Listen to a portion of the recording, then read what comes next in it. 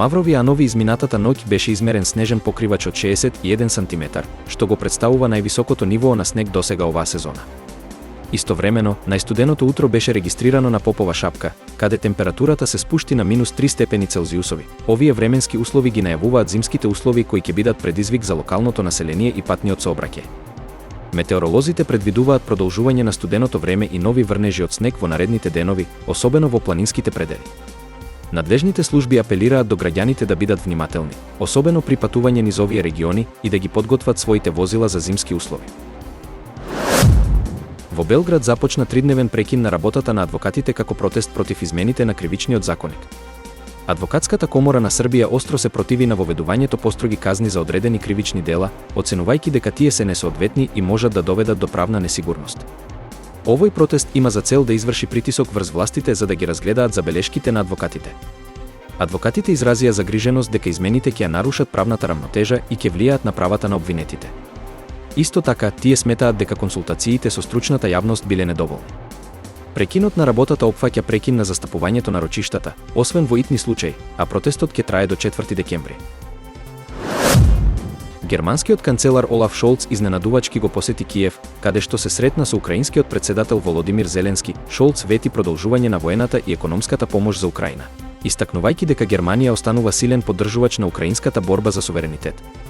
Оваа посета доаѓа во време на засилени напади од страна на Русија и ја нагласува посветеноста на Берлин кон Украина. За време на посетата, Шолц објави дополнителен пакет помош што вклучува современи оружја и системи за воздушна одбрана. Зеленски изрази благодарност за поддршката и истакна дека европското единство е клучно во справувањето со руската агресија. Посетата на Шолц се смета за символична потврда на партнерството меѓу двете земји.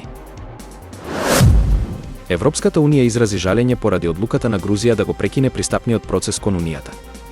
Овој потек доаѓа откако грузиските власти донесоа резолуција за запирање на реформите потребни за европска интеграција, што според Брисел представува значаен чекор назад во односите меѓу Грузија и Европската унија. Од унијата порачаа дека вратата останува отворена за Грузија, но нагласија дека европската иднина зависи од посветеноста на демократските вредности и реформите. Грузиската одлука предизвика критики и во рамките на земјата, каде дел од опозицијата ја обвинува власта за оддалечување од европските стандарди и вредности. Американскиот претседател Џо Бајден предизвика големи реакции поради коментарот за неговиот ривал Доналд Трамп, кој беше во контекст на милисноста и обвиненијата за злоупотреба на политичката моќ. Бајден го помилуваше својот син, Хантер Бајден, за обвиненијата за даночни неправилности, што предизвика критики од страна на Трамп и неговите поддржувачи, кои сметаат дека тоа е нефер користење на власта.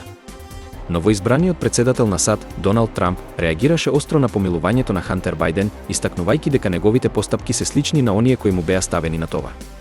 Тој го обвинувал Бајден за користење на политичката функција за лични интереси и го споредил со своето сопствено помилување, што уште повеќе ја засили политичката тензија во земјата.